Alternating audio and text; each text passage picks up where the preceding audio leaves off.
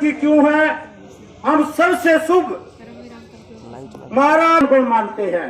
आज 4 बजे सवेरे कोई अनजान व्यक्ति मेरे गांव का दिन था, वाल्मीकि सवेरे घर पे आया। हमने तो उसी टाइम ये सोच लिया था भाई आज का दिन बहुत शुभ, या सारी साल बहुत शुभ रहेगी। और आज सभी साथियों को मैं दोबारा फिर आश्वासन दिलाता हूँ कि भाई साहब आपके साथ कंधे से कंधा मिलाकर पूरी टीम आपके साथ है। धन्यवाद, जय हिंद। लेकिन साथियों, टिकट का निर्णय एक संगठन के लोग बैठते हैं, ऊपर से नीचे तक एक टीम गठित है, उसमें पार्टी के लोग विचार उसके नामों का तय करते हैं और एक विचारधारा बन के निकल के आती है भी कौन जिताओ कैंडिडेट है। सारी चीजें देखी जाती है साथियों। भाई करमवीर सैनी भी एक मजबूत साथी है, मजबूत टिकट का दावेदार है। लेकिन साथियों में यह बात कहता हूँ, जिसको भी टिकट मिले भाई राजू मोराली बात है, चूक नहीं जाना। क्यों एक बार तो गलती कर देते हैं, पीछे भी गलती करी भाई ने कुछ ने, और फिर दूसरे के पास जाने का मन नहीं करता, जो विपक्ष का नेता बन जाता है। साथियों, जिस भी साथी को टिकट मिले उसके साथ लगना और भारतीय जनता पार्टी को जिताना, कमल के फूल को जिताना। जय हिंद, जय भारत। स्वागत करता हूं, धन्यवाद करता हूं। आज हमने सबने मिलकर के सुख शांति के लिए, समृद्धशाली के लिए हमने सबने हवन यज्ञ किया और उसके बाद हम शुभकामनाएं देने के लिए आपके सामने आए। हम कामना करते हैं, भगवान से प्रार्थना करते हैं कि आने वाला वर्ष अपने इलाके के लिए, हमारे साथियों के लिए, प्रदेश के लिए सुख शांति और समृद्धिशाली बन करके रहे। आज हमने हवन करके वातावरण को शुभ करने का काम किया है। मेरे बुजुर्गों, नौजवान साथियों, आज देश में अगर मोटे तौर पे देखी जाए तो एक ही पार्टी जो देश का भला कर सकती है, सब समाज को जोड़ के रख सकती है, कल्याणकारी योजनाएं बना सकती है, विकास करवा सकती है, और वो है भारतीय जनता पार्टी। हमें गर्व है, हम सब उस पार्टी के कार्यकर्ता हैं। आज देश और प्रदेश में आमूलचूल परिवर्तन करने का काम किया है। राजनीति में बदलाव आया, बेईमान और भ्रष्ट आदमियों की दुकानें बंद हुई। आज राजनीति में वही आदमी कामयाब है जो ईमानदार, जो लोगों की सेवा करना चाहता है। बुजुर्गों, नौजवान साथियों, तकरीबन 8 साल हो गए सरकार बने। 8 साल के इतिहास में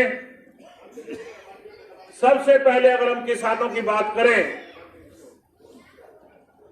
आज एमएसपी हरियाणा में देश का वो सबसे पहला राज्य है जिसमें 11 फसलों पर एमएसपी दिया जाता है। इतना ही नहीं, हमारा जो प्रधानमंत्री सम्मान निधि योजना है, 17 लाख किसानों को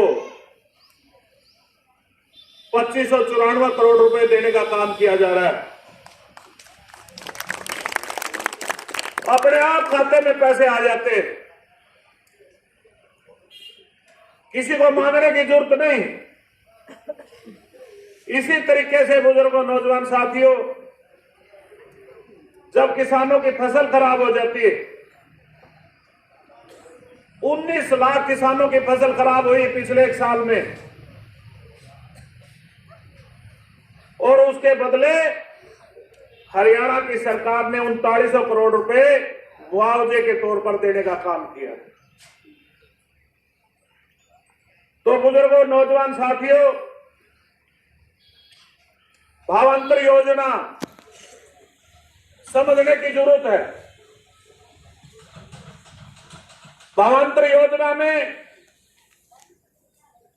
अगर आपकी सब्जी खराब हो जाती है तो 30,000 रुपए प्रति एकड़ भावांतर के तौर पे मिलता है। इसी तरीके से आपका फल अगर खराब हो जाता है, फल की खेती खराब हो जाती है, अमरूद वगैरह, लीची हो, कोई 5 अगर फ्रूट इसमें है, तो 40,000 रुपए प्रति एकड़ के तौर पे आपको मिलता है। इसी तरीके से अपना जल, अपना विरासत जो है, उसमें अगर आप खेती जो चेंज करते हैं, जिस तरह से आप अगर धान छोड़ करके दूसरी खेती करने का काम करते हैं तो उसमें 7,000 रुपए भावांतर आपको मिलता है। तो इसलिए किसानों की, उनके उत्थान के लिए जो भी किया जा सकता था, भारत सरकार और प्रदेश की सरकार, मनोहर लाल जी की सरकार, वो करने का काम कर रही है। किसानों के साथ साथ दलित और पिछड़ा वर्ग के लोगों की बात, उनके लिए सगुन राशि 51,000 रुपए का प्रावधान है। डॉक्टर भीमराव अम्बेडकर के नाम से अगर किसी के घर की मरम्मत की जाती है, दलित और पिछड़ा वर्ग के भाई की, 50,000 रुपए का प्रावधान है। अगर किसी को स्कूल में दाखिला मिलना है, प्रोत्साहन के लिए 8,000 देने का प्रावधान है। इसी तरीके से हमारे जो दलित समाज के भाई, उनके बच्चे जो पढ़ के आगे जाते हैं, उनको वजीफा राशि जो है वो 750 रुपए, 1,500 रुपए, 1,000 रुपए देने का काम हरियाणा सरकार कर रही है। और इतना ही नहीं बुजुर्गों, नौजवान साथियों,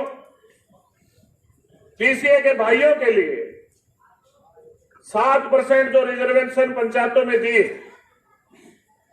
इससे हमारे अनेकों भाइयों को मौका मिला है। आज सरपंच बने हैं, जिला परिषद के मेंबर बने हैं,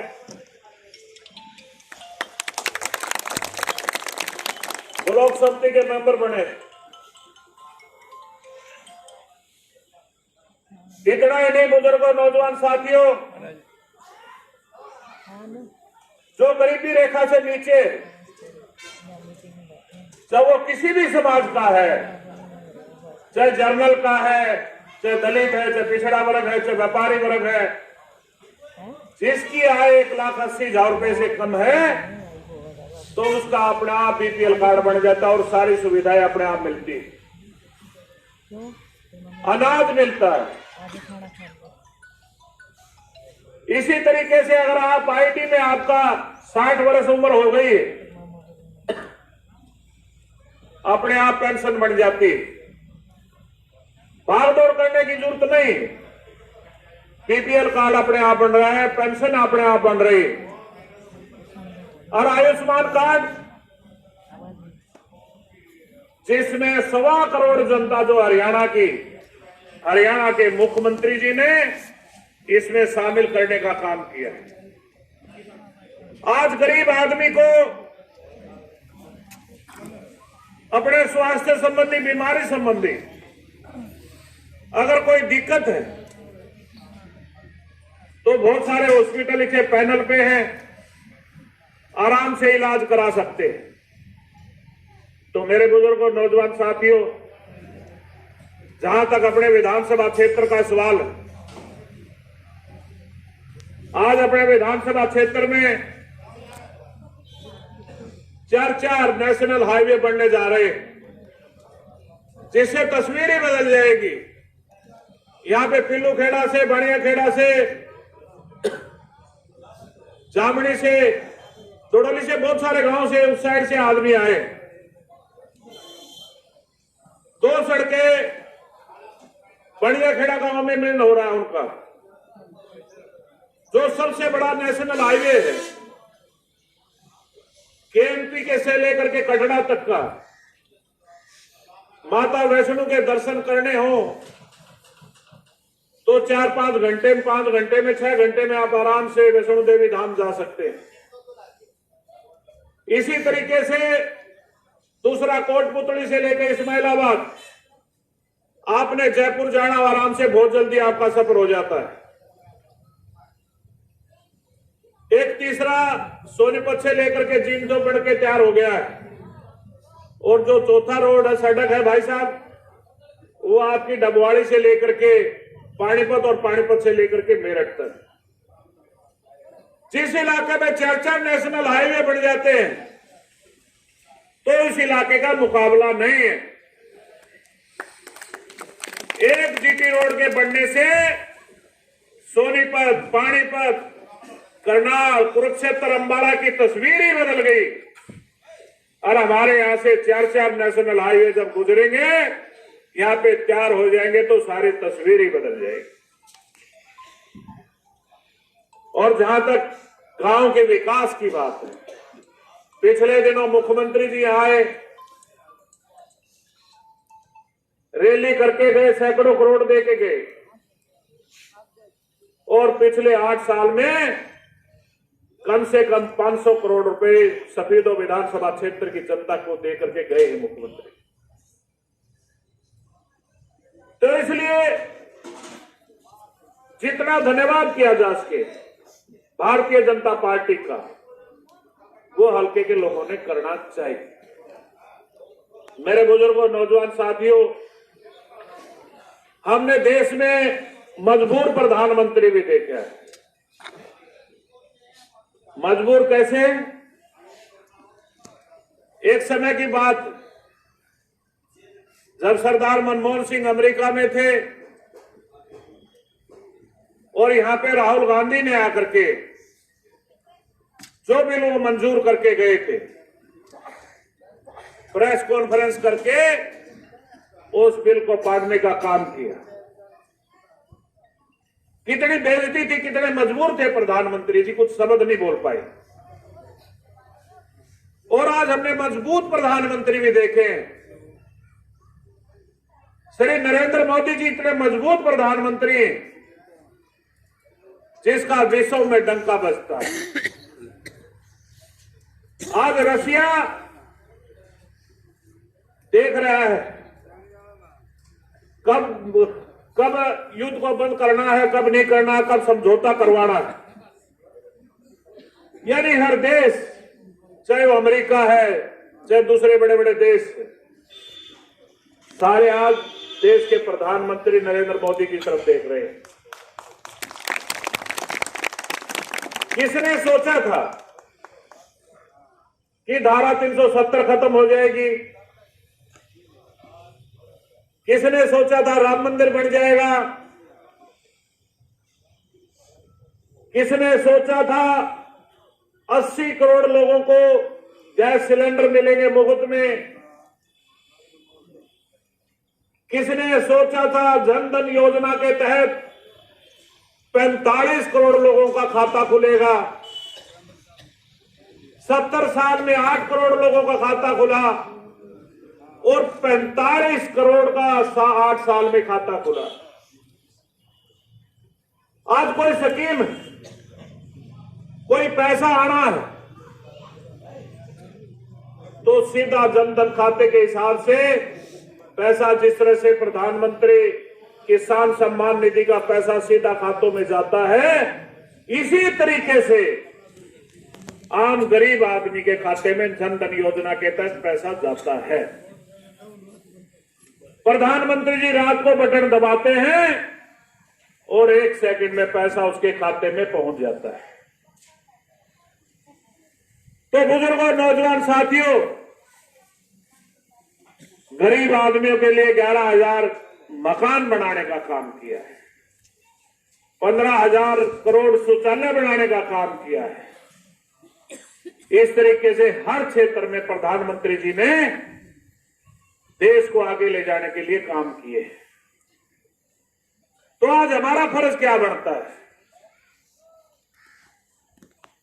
क्योंकि प्रधानमंत्री जी बड़ा अच्छा काम कर रहे हैं, मुख्यमंत्री जी प्रदेश को आगे ले जाने के लिए काम कर रहे हैं, तो हमारा भी कर्तव्य बढ़ता है। हमारा क्या कर्तव्य है? हमारा कर्तव्य ये है, जो योजनाएं इन्होंने चलाई, जो कल्याणकारी काम इन्होंने किए हैं केंद्र सरकार ने और प्रदेश की सरकार ने, उन कामों को हमने जन जन तक पहुंचाना है, ताकि गरीब आदमी को उसका फायदा मिले। किसान को जो कल्याणकारी योजनाएं हैं उनका फायदा मिले, दलित और पिछड़ा वर्ग के लोगों के लिए जो योजनाएं चलाई गई हैं उनका फायदा पहुंचना चाहिए। यह हमारा धर्म है, यह हमारा फर्ज है कि उनको योजनाओं का लाभ मिलना चाहिए। 2005 का चुनाव लड़ने के बाद हम लगातार जनता के बीच में 2 चुनाव हमने लड़े, आप सबने बड़ी बहादुरी से साथ दिया, पूरी मदद करे। हमारा फर्ज, हारने के बाद फिर दोबारा लोगों की सेवा में पहुंच गए, 36 बिरादरी के लोगों के सुख में, दुख में, विकास में जितना भला हो सकता है। एक हम ही ऐसे हैं जिसका 24 घंटे मोबाइल खुला रहता है, कोई भी साथी टेलीफोन करे। मेरे बुजुर्गों, मेरे नौजवान साथियों, आप भी हमारी ताकत हो। आप अगर हो, आप मजबूती से साथ खड़े हो, देर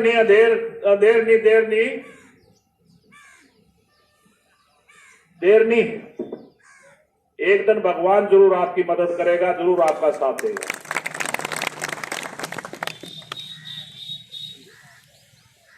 मेरे बुजुर्गों, नौजवान साथियों, जिस तरह से प्रधानमंत्री जी, मुख्यमंत्री जी पूरी मेहनत कर रहे हैं और कल्याणकारी योजनाओं के लिए 24 घंटे काम करते हैं, इसी तरीके से हमारे प्रदेश के अध्यक्ष श्री ओम प्रकाश धनखड़ जी, वो भी कार्यकर्ताओं का पूरा मान सम्मान करते हुए पार्टी से मजबूती से पार्टी को आगे ले जाने का काम कर रहे हैं। तो इसलिए मैं ज्यादा न कहते हुए, आज क्योंकि सुख शांति समृद्धि के लिए हवन यज्ञ किया है और आप लोगों को शुभकामनाएं देने के लिए ये मीटिंग का भी आयोजन किया। प्रमुख कार्यकर्ता सारे गांव से जो आए, मेरे पास शब्द नहीं, मैं आपका दिल की गहराई से धन्यवाद करता हूं, स्वागत करता हूं। और सारे धीरे धीरे करके प्रसाद लेके सबने जाना है।